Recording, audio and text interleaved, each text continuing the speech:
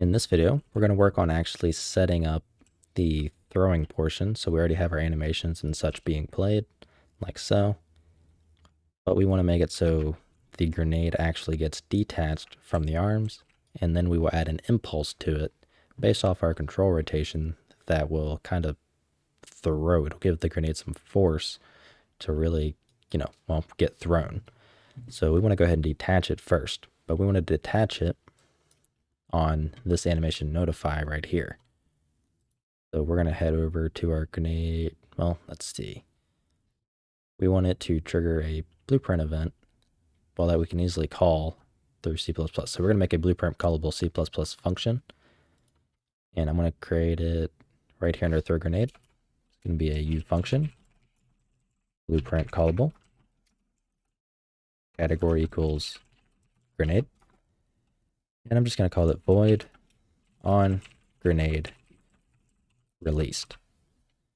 So when this gets triggered, I want to get access to the grenade. So if grenade, because I want to have a function in here. Let's head over to our grenade.h, make a public section. I'm going to do void on grenade, or better yet, on released, and create that implementation. So back in our character CPP, if grenade, you want to do grenade on released. And what I want to do inside of on released is I want to get our grenade mesh, and I want to detach.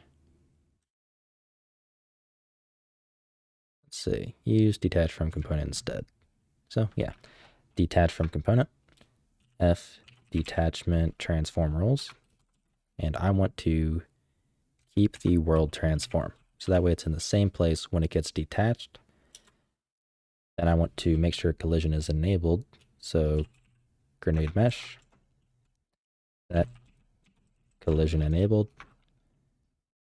the collision enabled, query and physics.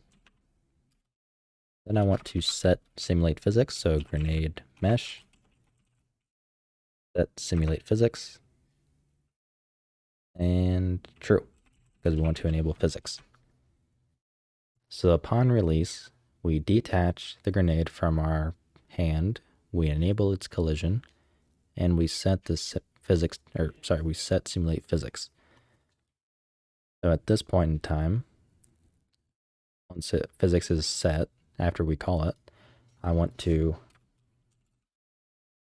stop the velocity. Then I want to add an impulse. So for starters, let's make sure it actually gets detached. So I'm going to go ahead and recompile and relaunch the editor.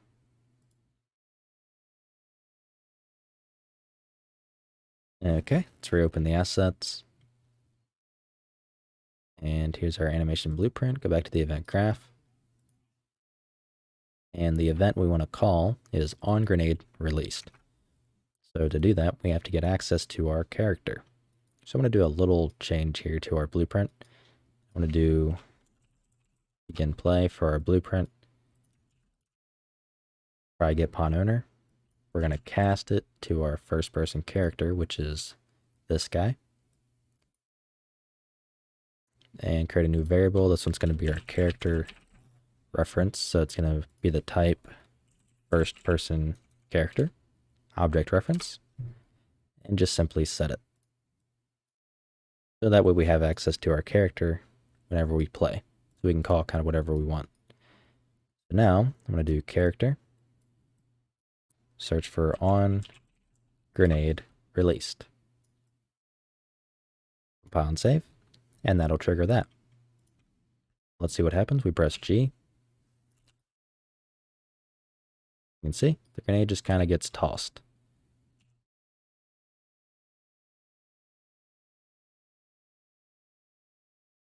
So everything's working there.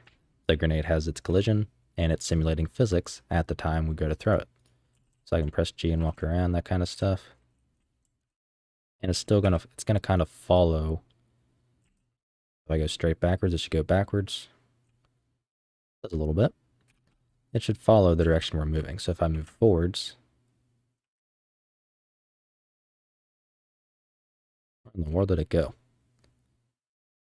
Oh well. So as you can see, it's kind of following the impulse slash input from our animation and our character. So for example, if I don't touch anything and I just press G, you can see the grenade does not necessarily just drop forwards. It does have the slightest amount of forward input, and it'll go to the left as well. So if we added an impulse right there, we would have a problem.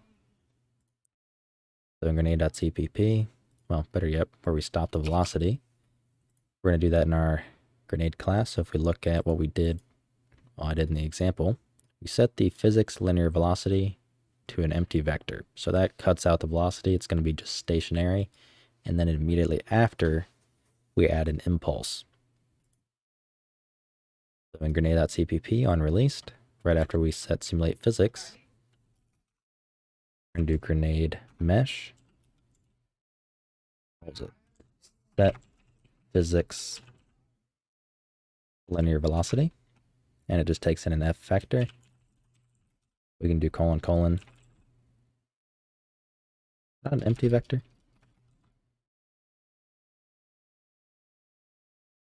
Or is it zero vector? It's zero vector.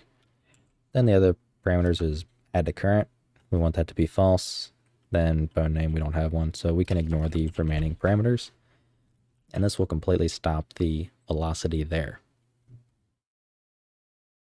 So here we want to go ahead and add an impulse. So what we can do is to actually clean this up a decent bit, we can actually just pass our control rotation into on released, and that will handle everything and probably make a little more sense. So what we're going to do is we're going to pass in a vector to on released, and that's going to be our control rotation. It's a forward vector. And then we could control the amount that we throw it by in here.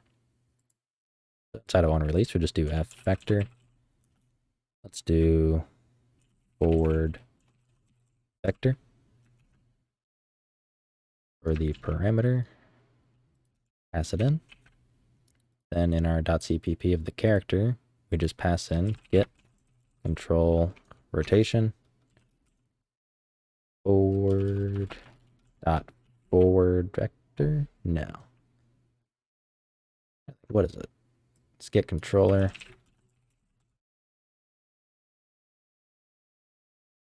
Let's get the forward vector. Shouldn't it be off the rotator? One second, let me look this up real quick. I can't remember where it's off of. Okay, so it's off the Kismet math library. So we're going to do Kismet math library for get forward vector. And if you do not get this option, Rider automatically includes it for me. What it did was it included this header file right here. So just make sure you include Kismet / Kismet math library, and you will have access to what you need. So get forward vector, and then the rotator we want to get is the get control rotation. And that's good there. So in our grenade.cpp, we can change up the force. So we can take our forward vector, multiply it by, what do we do? 2500. And that'll be our impulse. So after we do all that kind of stuff, we're going to do what we did here, where we just simply add an impulse to our mesh. So grenade mesh, add impulse. The impulse we add is the forward vector. And same thing, we don't have any other parameters that we want to change, I think. Nothing here, everything's just there by default. Let me just confirm, yep. So the only thing we need to pass in is our forward vector. Let's go ahead and build. I'm going to restart the editor to make sure everything's okay. No strange, unexpected bugs. Relaunch the project. And with any luck, we will be good to go. Let's press G, and our grenade got thrown. So it's whichever direction we look. So if we look straight up, we throw it straight up, and we could catch it if we wanted to. It's exactly where it was released, and then our rotation applied to it. So really we can kind of do whatever we want. We could bank it, get some cool shots in. But we have our grenade set up and thrown. And in the next video, I'm going to go ahead and continue this on. I'm not going to actually go about adding damage because I don't have any sort of health system set up. But I will set it up so that it is extremely easy, and I'll comment it as well, to add some sort of damage. So we're going to create the explosion. So we're going to set off the fuse. After that fuse has, been dealt with, we then will fire another event, which will be the explosion, in which case we try to get whatever actors are within the area of the explosion, and that's where we will go through and comment the lines to apply damage to them. So we're going to play some basic sounds and just have probably just some simple effect, and then destroy the grenade right after that. So I will see you in the next video when we handle that. Now, as always, I should really just actually make a proper outro for this. But if you like and you want to help support me, I do have a Team Deathmatch series for Patreon members. So if you want something like that, you can head over there and purchase it. And it's a one-time fee. You don't have to stay subscribed to keep it. You just subscribe once to my Patreon and you have lifetime access. And if you have any questions or anything like that and you want to help support me, you can find a link to my Discord down below as well, right with the Patreon link, and just ask away. So I will see you in the next video.